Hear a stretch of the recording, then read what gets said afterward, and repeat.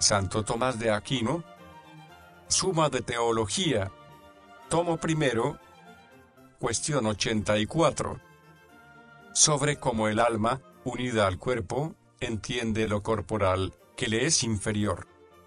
Siguiendo el plan trazado, hay que tratar ahora sobre los actos del alma vinculados a las potencias intelectivas y apetitivas, pues las otras potencias del alma no caen directamente bajo el análisis del teólogo. Los actos de la parte apetitiva corresponden al estudio de la ciencia moral. Esto será tratado en la segunda parte de esta obra, en la que se analizará la materia moral. Ahora, pues, estudiaremos los actos intelectivos. En dicho estudio seguiremos el siguiente orden. Primero nos centraremos en ver cómo entiende el alma unida al cuerpo. Después, cómo entiende separada de él. La primera consideración será triple. Primero, cómo conoce el alma a lo corporal, que le es inferior. Segundo, cómo se conoce a sí misma y qué hay en ella. Tercero, cómo conoce las sustancias inmateriales superiores a ella. Por lo que respecta al conocimiento de lo corporal, se nos presentan tres cuestiones. Primera,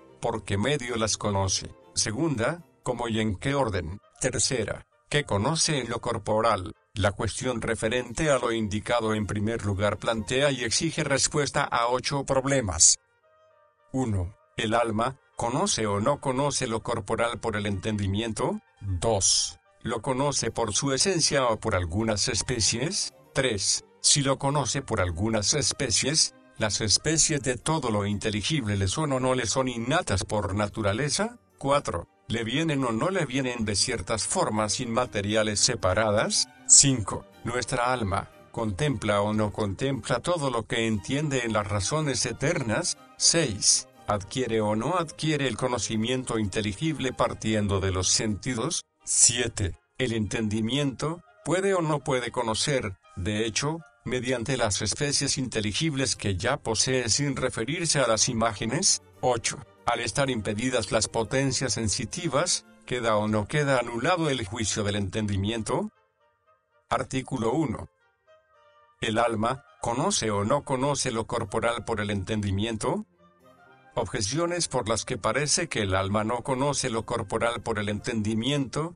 Dice Agustín en segundo Soliloquio, los cuerpos no pueden ser comprendidos por el entendimiento, nada corpóreo puede ser percibido más que por los sentidos. Y dice también, solo hay visión intelectual de aquello que está por su esencia en el alma, los cuerpos no están así, por lo tanto, el alma no puede conocer lo corporal por el entendimiento, más aún, la misma relación que hay entre el sentido y lo inteligible, se da entre el entendimiento y lo sensible, pero el alma no puede conocer de ninguna manera lo espiritual por los sentidos, pues lo espiritual es inteligible, por lo tanto, de ninguna manera puede conocer lo corporal, que es sensible, por el entendimiento, todavía más. El entendimiento tiene por objeto lo necesario e invariable, pero todos los cuerpos son móviles y variables. Por lo tanto, el alma no puede conocer lo corporal por el entendimiento. En cambio está el hecho de que la ciencia se encuentra en el entendimiento. Por lo tanto,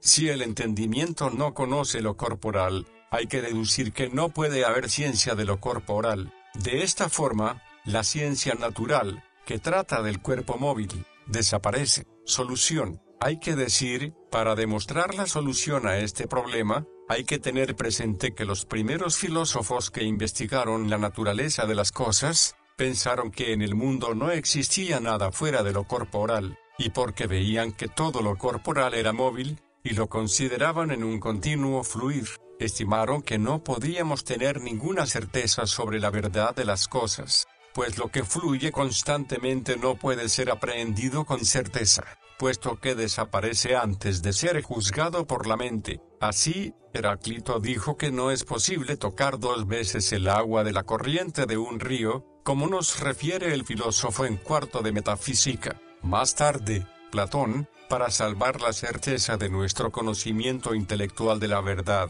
sostuvo que, además de lo corporal, hay otro género de seres sin materia ni movimiento, que llamó especies o ideas, de cuya participación cada realidad singular y sensible recibe su nombre, como el de hombre, caballo, o cualquier otro, afirmaba, consecuentemente, que las ciencias, las definiciones y todo lo referente al acto del entendimiento no se centra en lo sensible, sino en aquello inmaterial y separado, de forma que el alma no entiende lo corporal, sino su especie separada. Esto resulta falso por un doble motivo. Primero, porque, al ser aquellas especies inmateriales e inmóviles, de las ciencias quedaría excluido el conocimiento tanto del movimiento como de la materia, que es lo propio de la ciencia natural, y quedaría también excluida la demostración por las causas agentes y materiales. Segundo, porque resulta irrisorio que para llegar al conocimiento de las cosas manifiestas tengamos que poner como medio otras realidades distintas sustancialmente,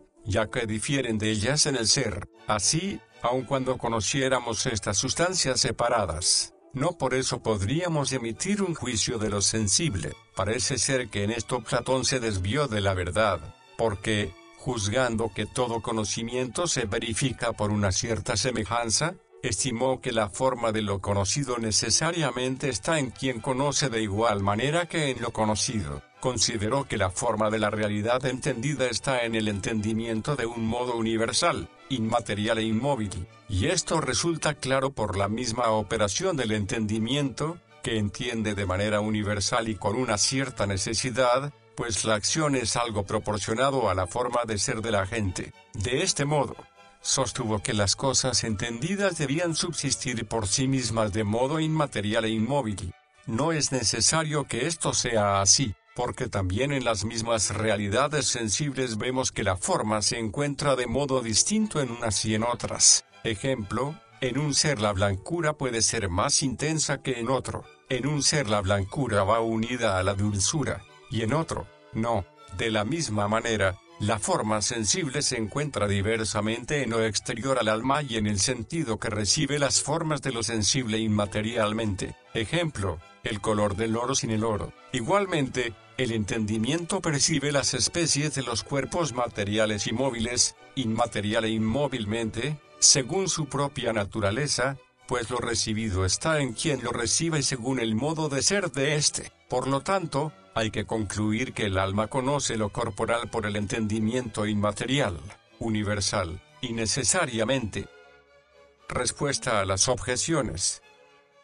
A la primera hay que decir, aquella frase de Agustín hay que entenderla en cuanto referida a aquello por lo que el entendimiento conoce, no a lo que conoce, pues conoce lo corporal entendiéndolo, pero no a través de lo corporal ni de imágenes materiales y corpóreas, sino a través de especies inmateriales e inteligibles que pueden estar en el alma por su propia esencia. A la segunda hay que decir, como indica Agustín, no hay que afirmar que el entendimiento conoce solo lo espiritual como el sentido conoce solo lo corporal, porque, de ser así, habría que concluir que Dios y los ángeles no conocen lo corporal. El porqué de dicha diversidad radica en que una potencia inferior no llega a lo que es propio de una superior, pero la superior lleva a cabo de un modo más eminente lo propio de la inferior. A la tercera hay que decir, todo movimiento supone algo inmóvil, pues, cuando es la cualidad lo que cambia,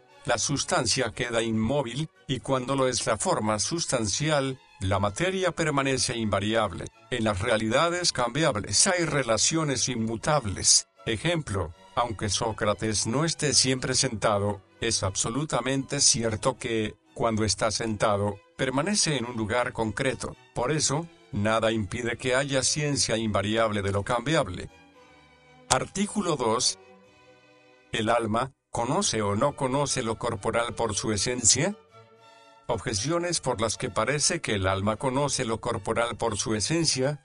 Agustín, en Décimo de Trinidad, dice, el alma recoge las imágenes de los cuerpos y se adueña de las imágenes formadas en sí misma de sí misma, ya que para configurarlas les transmite algo de su propia sustancia, pero conoce los cuerpos por medio de las imágenes de los cuerpos. Por lo tanto, por su propia esencia conoce los seres corporales, que emplea para configurar tales imágenes a las que transmite su propia esencia. Más aún, el filósofo, en Tercero de Ánima, dice, en cierto modo el alma lo es todo. Por lo tanto, Como quiera que lo semejante es conocido por lo semejante, parece que el alma conoce lo corporal por sí misma. Todavía más, el alma es superior a las criaturas corporales. Los seres inferiores están en los superiores de un modo más perfecto que el modo que tienen en sí mismos, como dice Dionisio. Por lo tanto, todas las criaturas corpóreas se encuentran de una manera más digna en la sustancia del alma que en sí mismas. Por lo tanto,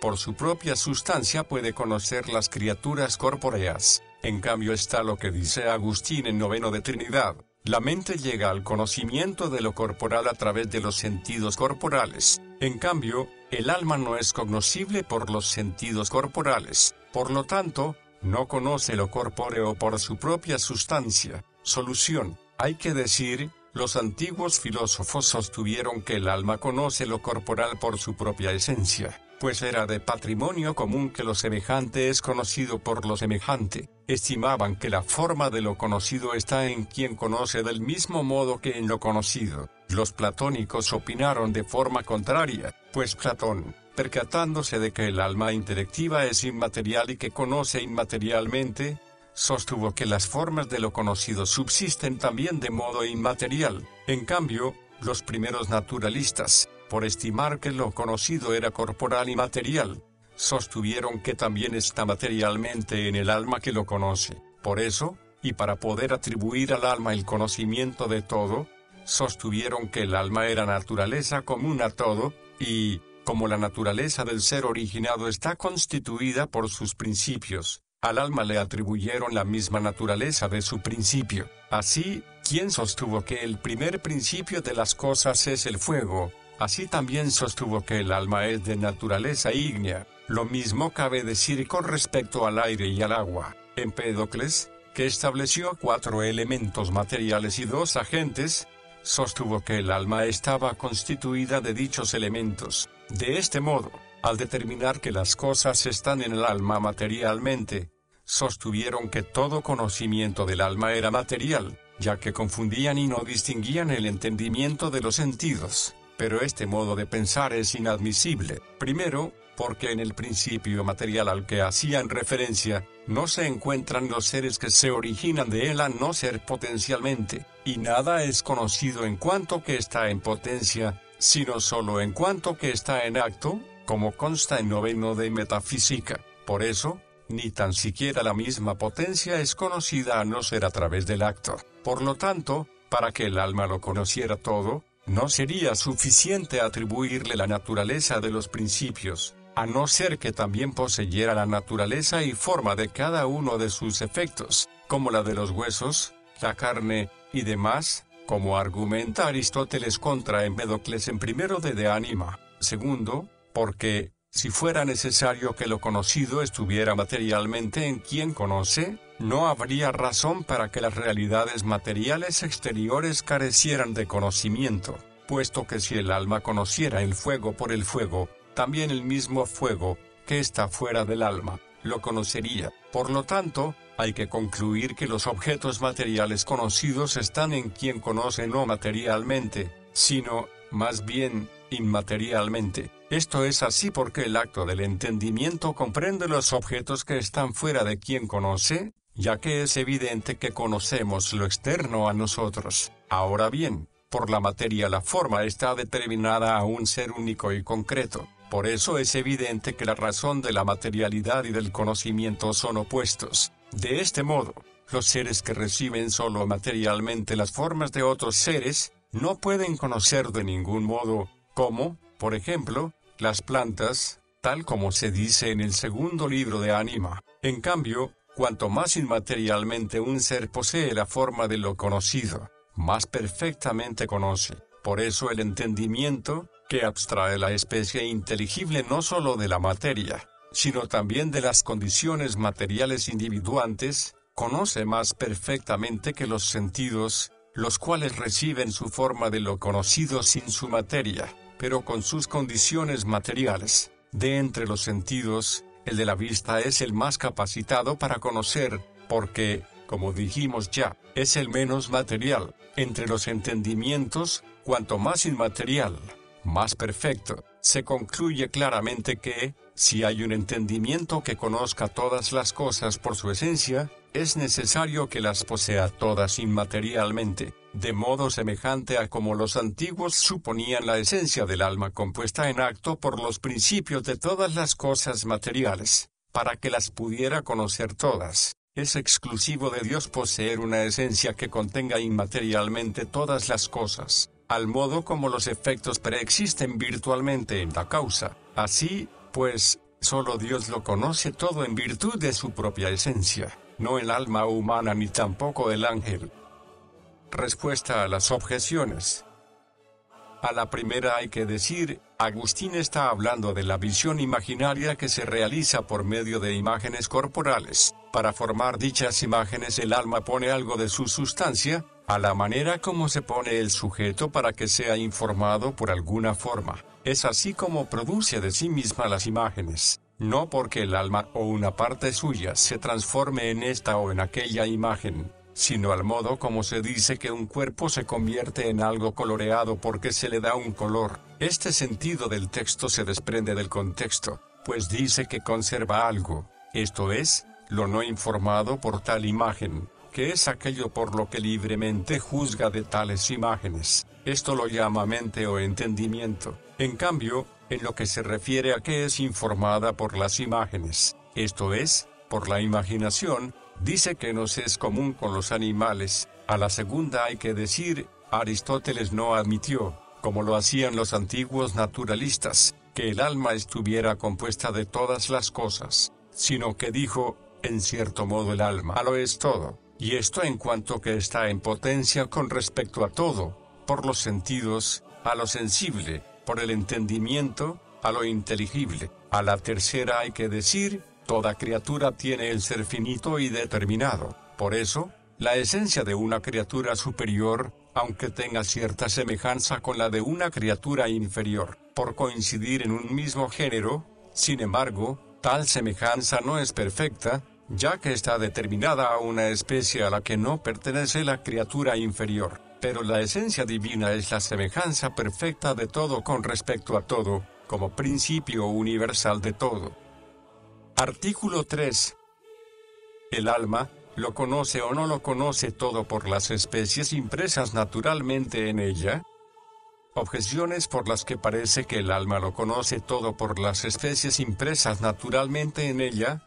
Dice Gregorio en la homilía sobre la ascensión, entender es común al hombre y a los ángeles, pero los ángeles lo entienden todo por las formas innatas. Por eso, se dice en el libro de Causis, toda inteligencia está llena de formas. Por lo tanto, el alma posee especies congénitas de todo por las que conoce lo corporal. Más aún, el alma intelectiva es más digna que la materia prima corporal, pero la materia prima es creada por Dios con las formas con respecto a las que está en potencia. Por lo tanto, con mayor motivo el alma intelectiva es creada por Dios con las especies inteligibles. De este modo, el alma entiende lo corporal por las especies innatas. Todavía más, nadie puede responder correctamente más que de lo que conoce, pero también un idiota, que no tiene ciencia adquirida, responde correctamente sobre cosas concretas, con tal que se le pregunte ordenadamente, como se cuenta de uno en el Menón de Platón. Por lo tanto, antes de adquirir su ciencia, se tiene conocimiento de las cosas. Esto no sería posible a no ser que el alma poseyera las especies innatas. Así, pues, el alma conoce lo corpóreo por las especies innatas. En cambio está lo que dice el filósofo en tercero de Anima al hablar del entendimiento, es como una tablilla en la que no hay nada escrito. Solución. Hay que decir, como quiera que la forma es principio de acción, es necesario que la relación de una cosa con la forma que es principio de acción, sea la misma que mantiene con dicha acción. Así, si el elevarse depende de la ingravidez, es necesario que lo que se eleve solo en potencia sea ingrávido solo en potencia, y lo que se eleve en acto, sea ingrávido en acto. Pero observamos que el hombre a veces solo conoce en potencia tanto sensitiva como intelectualmente. Dicha potencia pasa al acto en el conocimiento sensitivo por las acciones de las cualidades sensibles sobre el sentido, y en el intelectivo, por medio del aprendizaje de la inventiva. Por eso es necesario afirmar que el alma intelectiva está en potencia tanto con respecto a las imágenes, principio de sensación, como a las semejanzas, principio de intelección. Por eso, Aristóteles sostuvo que el entendimiento, por el que el alma conoce, no posee especies inteligibles innatas, sino que originariamente está en potencia hacia todas estas especies, pero porque, en ocasiones, el que posee en acto una forma no puede obrar conforme a ella por algún impedimento, como el cuerpo ingrávido no puede elevarse. Platón sostuvo que el entendimiento del hombre, por naturaleza, está repleto de todas las especies inteligibles, pero que, debido a su unión con el cuerpo, no pasan a estar en acto. No parece que esto sea correcto. Primero, porque, si el alma tiene un conocimiento natural de todo, no parece posible que su olvido sea tan grande y que ni siquiera recuerde que posee dicho conocimiento. De hecho, ningún hombre olvida lo que conoce por naturaleza, como, por ejemplo, que el todo es mayor que la parte y cosas parecidas. Y mucho más incorrecto todavía parece, si tenemos en cuenta que al alma le es natural estar unida al cuerpo, como dijimos anteriormente, ya que es inaceptable que la acción natural de un ser quede totalmente impedida por algo que le es natural. Segundo, la falsedad de esta postura aparece manifiestamente porque, cuando falta algún sentido, falta el conocimiento de lo que dicho sentido percibe. Ejemplo, el ciego de nacimiento no conoce los colores. Esto no sucedería si en el alma hubieran sido infundidas por naturaleza las razones de todo lo inteligible. Por lo tanto, hay que afirmar que el alma no conoce lo corporal a través de las especies innatas. Respuesta a las objeciones. A la primera hay que decir, ciertamente, común a los ángeles y a los hombres es el entender, pero en estos no se da la perfección de aquellos. De la misma forma que los cuerpos inferiores, que se limitan a existir, no tienen una existencia tan perfecta como la de los cuerpos superiores, como dice Gregorio, pues la materia de los cuerpos inferiores no está totalmente formada, sino que está en potencia para algunas formas que todavía no posee. La materia de los cuerpos superiores está totalmente formada, de manera que, como establecimos, no están en potencia para recibir otra forma. Igualmente, el entendimiento del ángel está naturalmente perfeccionado por las especies inteligibles, mientras que el entendimiento humano está en potencia con respecto a ellas. A la segunda hay que decir, la materia prima tiene su ser sustancial por la forma, y, por eso, debió ser creada con alguna forma. De no ser así, no existiría en acto. Sin embargo, existiendo con una sola forma, está en potencia con respecto a otras. En cambio, el entendimiento no recibe su ser sustancial de la especie inteligible. Consecuentemente, no hay paridad. A la tercera hay que decir, un correcto interrogatorio va de los principios generales, comúnmente conocidos, a los casos concretos. Este procedimiento causa el saber en el alma del que aprende. Por eso, cuando uno responde con precisión a algo que se le pregunta, no es porque lo conociera antes, sino porque es entonces cuando lo conoce por primera vez. Por lo demás, da igual que el maestro, al pasar de los principios generales a las conclusiones, lo haga exponiendo o preguntando, porque, en ambos casos, quien le escucha se convence de lo posterior por lo anterior. Artículo 4. Las especies inteligibles, ¿pasan o no pasan al alma provenientes de algunas formas separadas? Objeciones por las que parece que las especies inteligibles pasan al alma provenientes de otras formas separadas.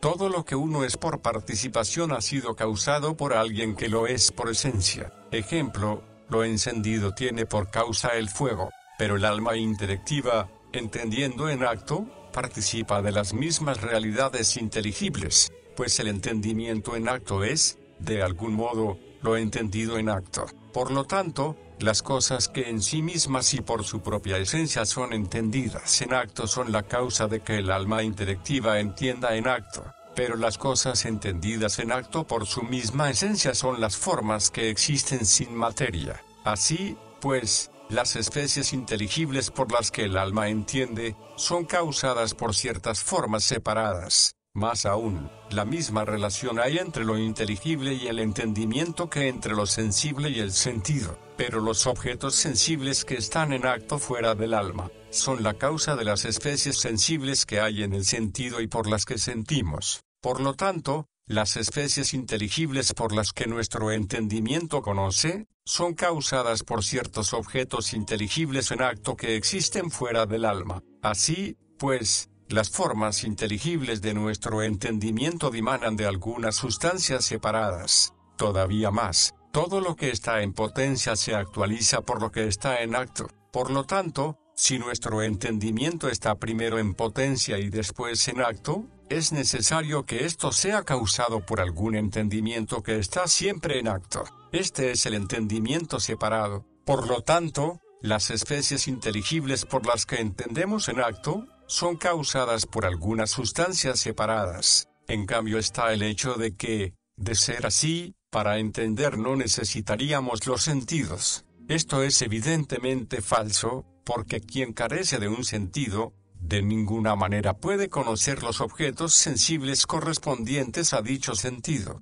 Solución. Hay que decir, algunos sostuvieron que las especies inteligibles de nuestro entendimiento proceden de algunas formas o sustancias separadas. Esto sucede de dos maneras. Platón, como dijimos, sostuvo que las formas de las realidades sensibles subsisten por sí mismas sin materia. Ejemplo, la forma del hombre, que él llamaba el hombre en sí, y la forma o idea de caballo, que llamaba caballo en sí. Consecuentemente, sostenía también que las formas separadas eran participadas tanto por nuestra alma como por la materia corporal, por nuestra alma, para entender, por la materia corporal, para existir, y así como la materia corporal, por el hecho de participar de la idea de piedra, se hace piedra, así también nuestro entendimiento, por el hecho de participar de la idea de piedra, conoce la piedra. La participación de la idea se realiza a través de una semejanza suya en quien participa de ella,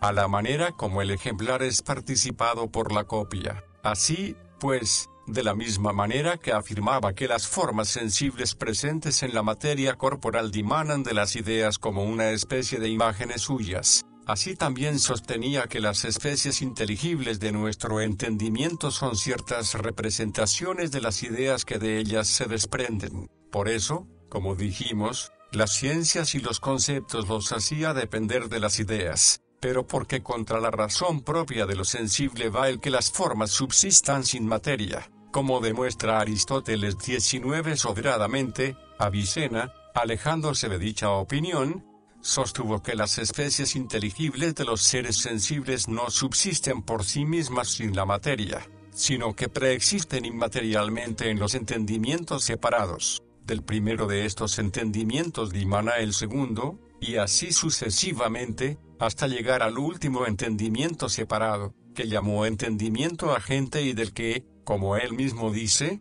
las especies inteligibles pasan a nuestras almas, y las formas sensibles a la materia corporal. En esta línea, Avicena y Platón concuerdan en que las especies inteligibles de nuestro entendimiento dimanan de ciertas formas separadas. Sin embargo, Platón dice que subsisten por sí mismas, y Avicena dice que están en el entendimiento agente. También difieren en que Avicena sostiene que las especies inteligibles no permanecen en nuestro entendimiento cuando deja de entender en acto, sino que necesita recibirlas de nuevo. Por eso no admite la ciencia natural innata, como Platón, el cual sostenía que las participaciones de las ideas están invariablemente en el alma. Pero en esta suposición no es posible encontrar la razón suficiente de por qué nuestra alma se une al cuerpo, pues no puede decirse que el alma intelectiva se une al cuerpo por el cuerpo, ya que ni la forma existe por razón de la materia, ni el motor por el móvil,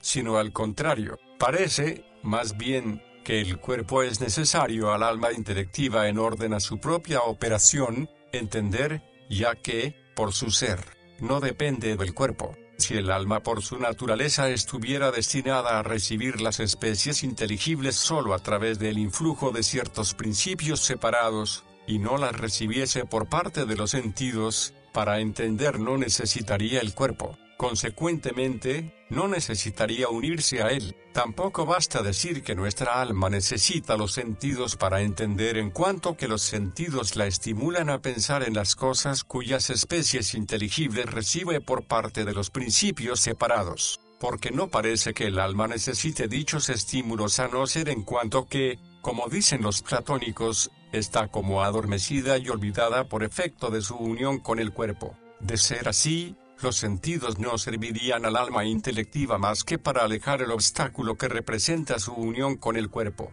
Consecuentemente, permanece en pie la cuestión de averiguar cuál es la razón por la que el alma se une al cuerpo. Sí, siguiendo a Avicena, se dice que los sentidos son necesarios al alma en cuanto que la impulsan a recurrir al entendimiento agente del que recibe las especies. Tampoco esto resulta suficiente, porque si en la naturaleza del alma está el que entiende a través de las especies procedentes del entendimiento agente, habría que concluir que algunas veces podría volverse a él por su tendencia natural, o también estimulada por uno de los sentidos para recibir del entendimiento agente las especies de los objetos sensibles que pertenecen a un sentido que no posee. De ser así, un ciego de nacimiento podría tener conocimiento de los colores, lo cual es evidentemente falso. Por lo tanto, hay que afirmar que las especies inteligibles por las que nuestra alma conoce, no provienen de algunas formas separadas.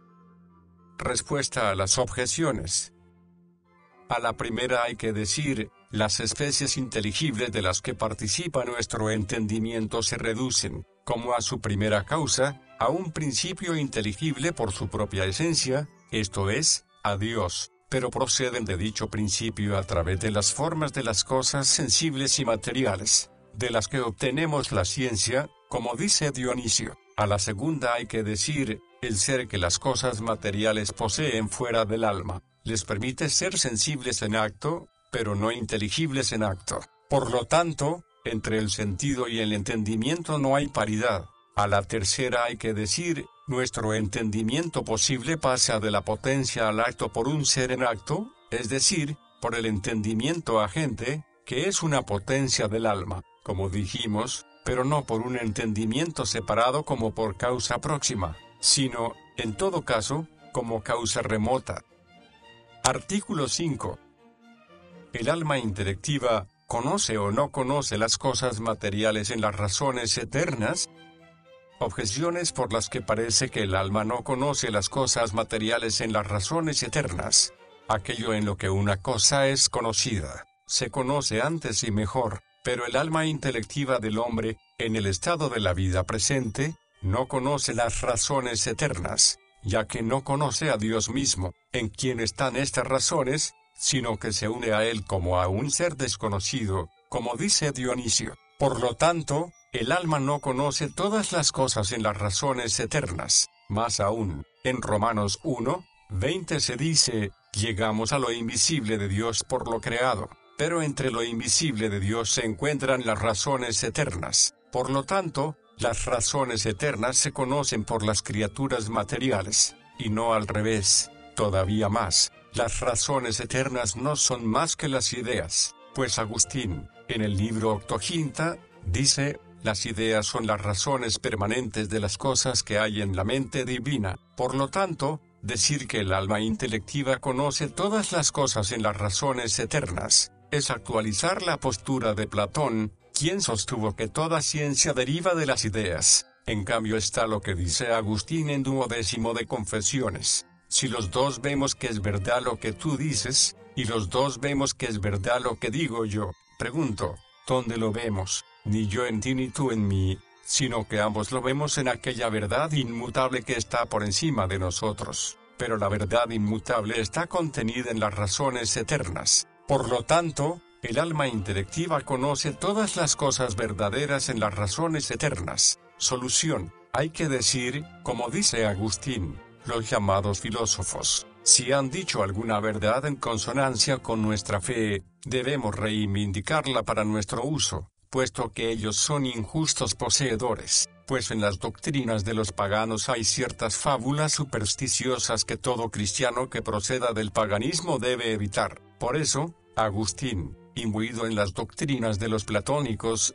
recogió todo lo que en ellas encontró conforme con la fe, corrigiendo todo lo que se oponía. Así, Platón sostuvo, como hemos dicho, que las formas de las cosas, que llamó ideas, subsisten independientemente de la materia, por cuya participación nuestro entendimiento conoce todas las cosas. De modo que, así como la materia corporal se hace piedra por la participación de la idea de piedra, así también nuestro entendimiento conoce la piedra por participación de la misma idea, pero porque parece contrario a la fe que las formas de las cosas subsistan fuera de éstas por sí mismas y sin materia, como sostuvieron los platónicos, los cuales afirmaban que la vida en sí misma y la sabiduría en sí misma son sustancias creadoras, como dice Dionisio.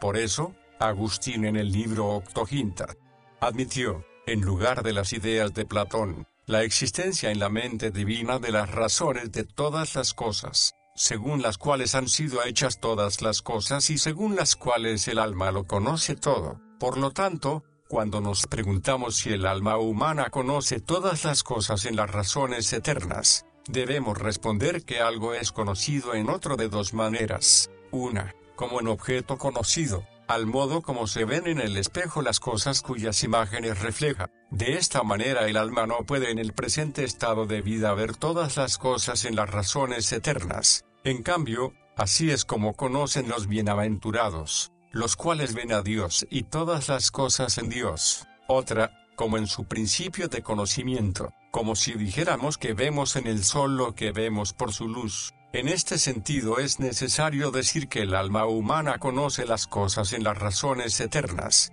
por cuya participación lo conocernos todo, pues la misma luz intelectual que hay en nosotros no es más que una cierta semejanza participada de la luz increada en la que están contenidas las razones eternas. Por eso, en el Salmos 4, 6 y 7 se dice, muchos dicen, ¿quién nos muestra los bienes? El salmista responde a esta pregunta diciendo, Señor, sobre nosotros está sellada la luz de tu rostro, como si dijera, por el sello de la luz divina en nosotros todo se nos da a conocer. Sin embargo, porque, además de la luz intelectual para conocer las cosas materiales necesitamos las especies inteligibles que provienen de los mismos objetos, hay que concluir que no conocemos las cosas materiales solo por la participación de las razones eternas, como decían los platónicos afirmando que la sola participación de las ideas es suficiente para tener ciencia. Por eso, Agustín en Cuarto de Trinidad dice, ¿acaso porque los filósofos demuestran con pruebas irrefutables que todo lo temporal fue hecho en virtud de las razones eternas, han podido ver en ellas o deducir de ellas cuántas son las especies de animales y cuántos los principios germinales de cada uno? ¿Acaso no acudieron, más bien, al análisis de la historia de tiempos y lugares, que Agustín no entendió que todas las cosas son conocidas en las razones eternas o en la verdad inmutable en el sentido de que contempláramos las mismas razones eternas? Resulta evidente por lo que él mismo escribe en el libro Octoginta. No toda ni cualquier alma racional es considerada apta para dicha visión, o sea, en las razones eternas, sino la encontrada santa y pura, como la de los bienaventurados. Respuesta a las objeciones. Está incluida en lo dicho. Artículo 6. ¿El conocimiento intelectual parte o no parte de las cosas sensibles? Objeciones por las que parece que el conocimiento intelectual no parte de las cosas sensibles.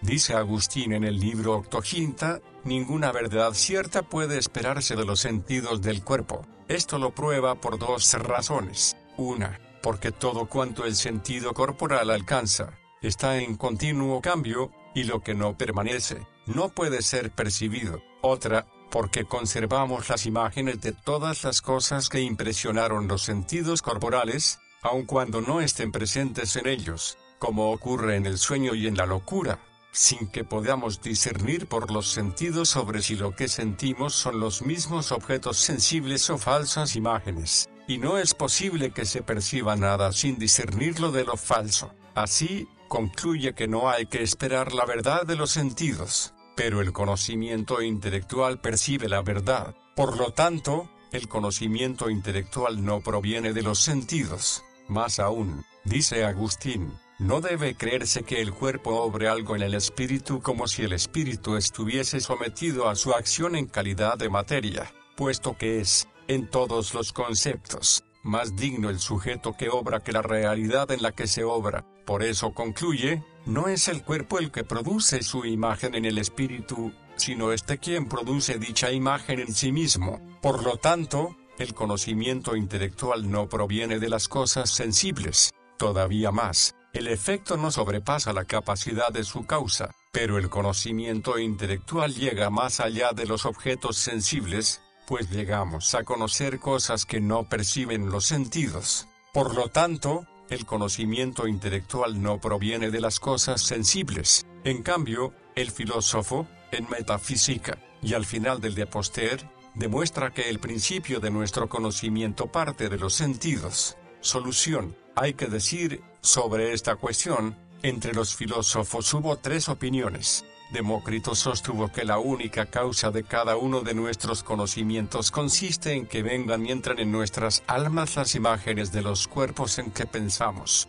como nos transmite Agustín en su carta, y Aristóteles. También dice que Demócrito sostuvo que el conocimiento se verifica por imágenes y emanaciones. El fundamento de tal opinión está en que tanto Demócrito como los antiguos naturalistas no establecían diferencias entre el entendimiento y el sentido, como delata Aristóteles en el libro de Ánima. Por eso, como el sentido es alterado por el objeto sensible, estimaron que todos nuestros conocimientos se verificaban solo por esta alteración producida por lo sensible. Esta alteración Demócrito afirmaba que se realiza por emanaciones de imágenes. Por su parte, Platón distinguía el entendimiento de los sentidos. Así, el entendimiento era una facultad inmaterial que para su acción no se servía de ningún órgano corporal, y como lo incorpóreo no puede ser alterado por lo corpóreo, dedujo que el conocimiento intelectual no se verifica por la modificación que los objetos sensibles producen en el entendimiento, sino por la participación de las formas inteligibles separadas. Esto ya se dijo. También sostuvo que los sentidos tenían cierta virtualidad propia por la que ni siquiera ellos mismos, a no ser como facultad espiritual, son alterados por objetos sensibles, que solo afectan a los órganos sensoriales, por cuya alteración de alguna manera es estimulada el alma en orden a configurar en sí misma las especies de los objetos sensibles. Esta opinión parece ser muy cercana a la expresada por Agustín, cuando dice, no es el cuerpo el que siente, sino el alma por el cuerpo, del que se sirve como de mensajero para formar en sí misma lo que se le notifica de fuera. Así, pues, según la opinión de Platón, ni el conocimiento intelectual procede del sensible, ni siquiera el sensible procede totalmente de los objetos sensibles, sino que los objetos sensibles estimulan al alma sensitiva para sentir, y, a su vez, los sentidos estimulan al alma intelectiva para entender.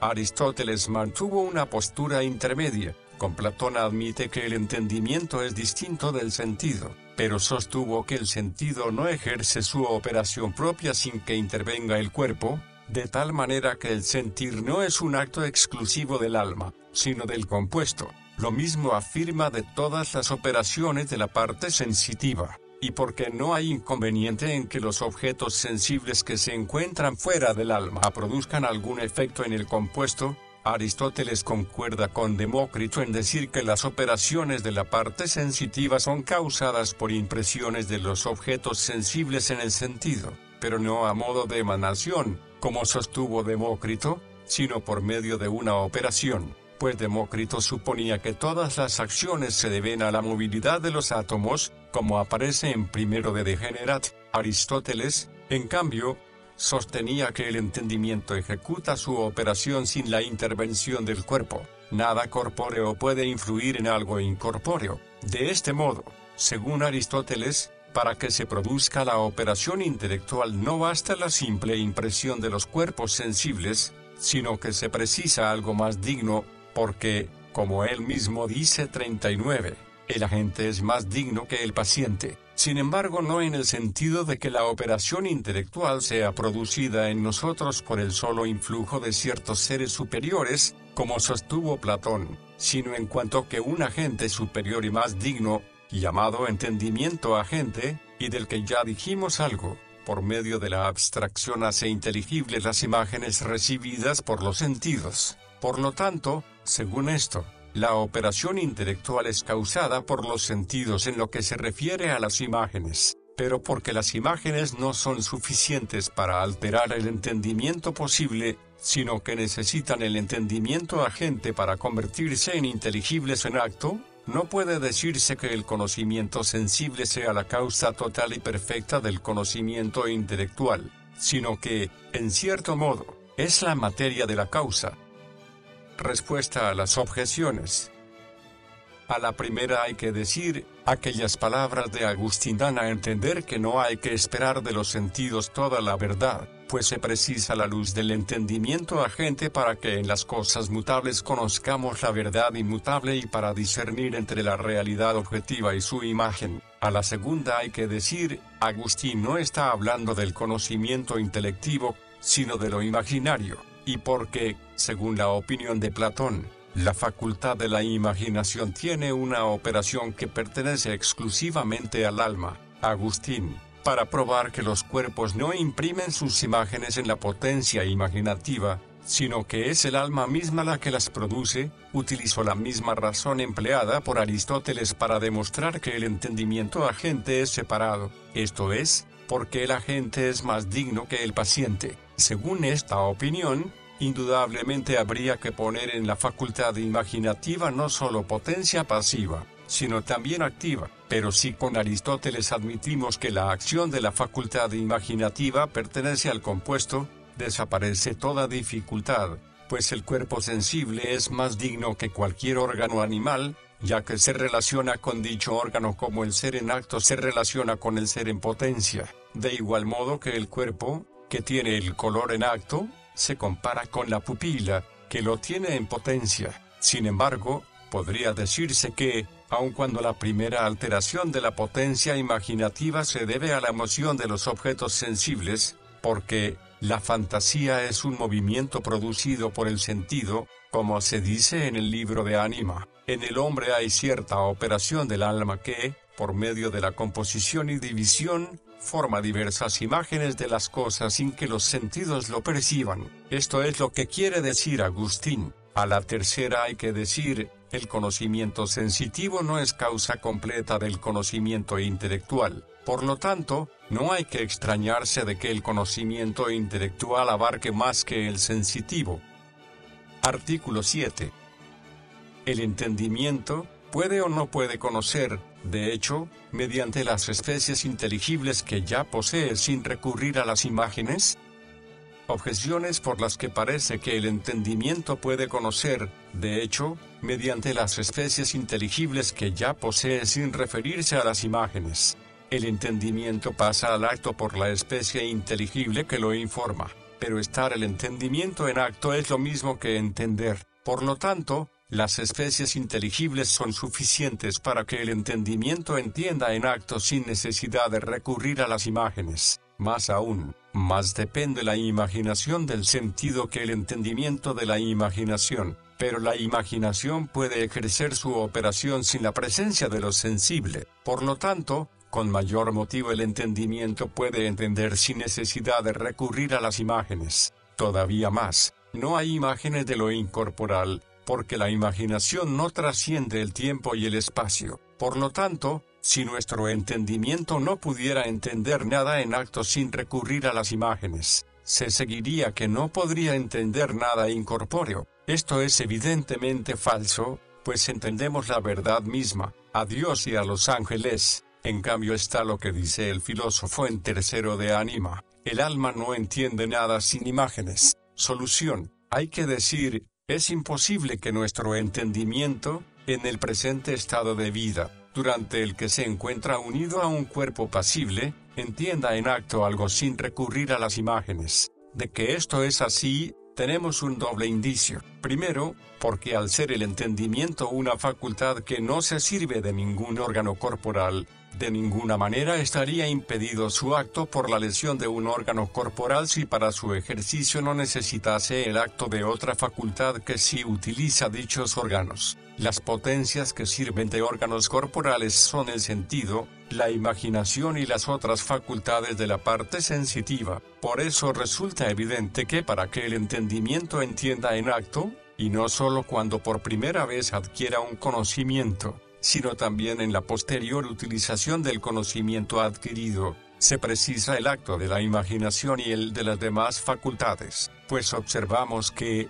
impedido el acto de la imaginación por la lesión de un órgano, como sucede en los dementes, o impedida la facultad de la memoria, como sucede en los que se encuentran en estado de letargo, el hombre no puede entender en acto ni siquiera aquellas cosas cuyo conocimiento ya había adquirido. Segundo, porque todos pueden experimentar en sí mismos que, al querer entender algo, se forman ciertas imágenes a modo de ejemplares, en las que se puede contemplar, por decirlo de alguna manera, lo que se proponen entender. Por eso, cuando queremos hacer comprender a otro algo, le proponemos ejemplos que le permitan formarse imágenes para entender. El porqué de todo esto radica en que la potencia cognoscitiva está proporcionada a lo cognoscible. Por eso, el entendimiento angélico, sin vinculación alguna con un cuerpo, por objeto propio tiene la sustancia inteligible separada del cuerpo, por la que conoce lo material inteligible. En cambio,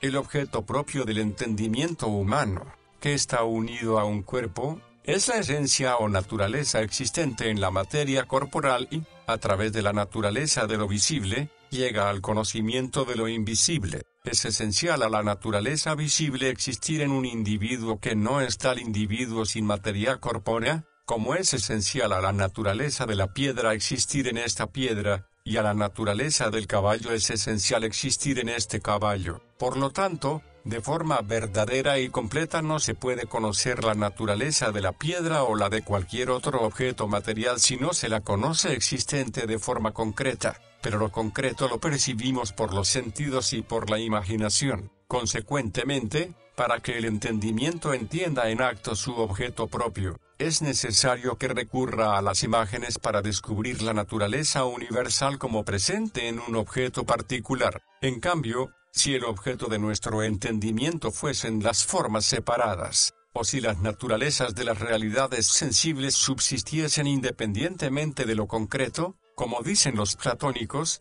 no sería necesario que nuestro entendimiento para entender recurriera siempre a las imágenes. Respuesta a las objeciones. A la primera hay que decir, las especies conservadas en el entendimiento posible están en él habitualmente cuando no las entiende en acto, como se dijo. Por eso, para entender en acto no basta conservar así las especies, sino que es necesario que las utilicemos en conformidad con lo que representan, esto es, con las naturalezas existentes en las cosas particulares. A la segunda hay que decir, la misma imagen es una semejanza de la realidad concreta, por eso la imaginación no necesita una nueva representación particular, como la necesita el entendimiento. A la tercera hay que decir, conocemos las realidades incorpóreas, de las que no disponemos de imágenes, por la relación con lo sensible, de lo cual sí poseemos imágenes. De este modo, conocemos la verdad misma reflexionando sobre el objeto cuya verdad investigamos. Como dice Dionisio, a Dios le conocernos en cuanto causa y por vía de eminencia y negación. En lo que se refiere a las demás sustancias incorpóreas, no podemos conocerlas en el estado presente de vida más que por vía de remoción o a través de una comparación con lo corporal. Así, para conocer algo de estos seres, aun cuando no dispongamos de sus imágenes, es necesario recurrir a las imágenes de lo corpóreo. Artículo 8. El juicio del entendimiento, ¿queda o no queda impedido cuando el sentido está anulado? Objeciones por las que parece que el juicio del entendimiento no queda impedido cuando el sentido está anulado.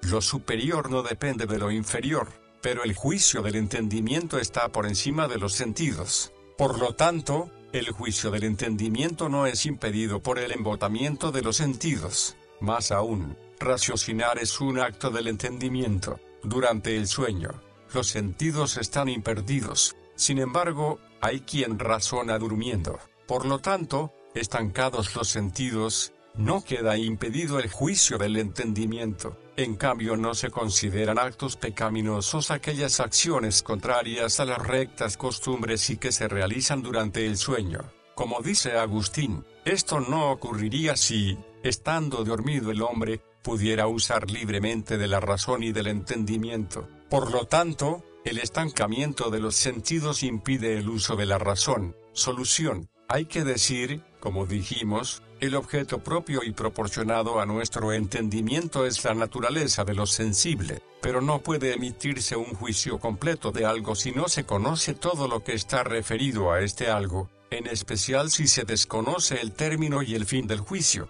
Dice el filósofo: así como el fin de la ciencia práctica es la operación, así también el de la ciencia natural es lo que principalmente se percibe por los sentidos. Pues el herrero no busca conocer lo que es un cuchillo a no ser para su trabajo, es decir, para forjar ese cuchillo en concreto. Igualmente, tampoco el naturalista busca conocer la naturaleza de la piedra o del caballo a no ser para conocer las definiciones de lo que le ofrecen los sentidos. Es evidente que ni el juicio del herrero sobre el cuchillo sería perfecto si ignorase su funcionalidad, ni tampoco lo sería el juicio del naturalista sobre los objetos naturales si ignorase lo sensible. Ahora bien, todo lo que en la vida presente entendemos lo entendemos por comparación con lo sensible. Por lo tanto, es imposible que el juicio de nuestro entendimiento sea perfecto cuando están impedidos los sentidos por los que conocemos lo sensible. Respuesta a las objeciones. A la primera hay que decir, aunque el entendimiento sea superior al sentido, sin embargo, y en cierto modo, depende de él, y en los sensibles se fundamenta su primer y principal objeto. De este modo, es necesario que el juicio del entendimiento quede impedido al quedar estancados los sentidos. A la segunda hay que decir, los sentidos pierden su actividad en quienes duermen debido a ciertas emanaciones y vaporizaciones, como se dice en el libro. El mayor o menor embotamiento de los sentidos depende de la disposición de estas evaporaciones. Cuando su movimiento es grande, no solamente se paralizan los sentidos, sino también la imaginación, hasta el punto que no se ofrece ninguna imagen, como ocurre sobre todo al dormirse después de haber comido y bebido demasiado. Si el movimiento de los vapores es algo menor, se ofrecen imágenes, pero desfiguradas y desordenadas, como les ocurre a los que tienen fiebre. Si dicho movimiento aún es más lento, las imágenes se ofrecen ordenadas, como sucede sobre todo al acabar el sueño y en aquellos hombres sobrios y dotados de una potente imaginación. Si el movimiento de los vapores es mínimo, no solo queda libre la imaginación, sino también y en parte el sentido común, de tal manera que, incluso durmiendo, a veces el hombre juzga que lo que ve es un sueño como si distinguiera entre realidad e imagen. Sin embargo, en parte está atado al sentido común. Por eso, aunque la realidad la distinga de ciertas imágenes, con otras se engaña siempre. Así, pues, en la medida en que el sentido y la imaginación se van recobrando paulatinamente durante el sueño, también el entendimiento recobra el juicio, aunque no totalmente. Por eso, los que durmiendo razonan, siempre reconocen que se equivocaron en algo,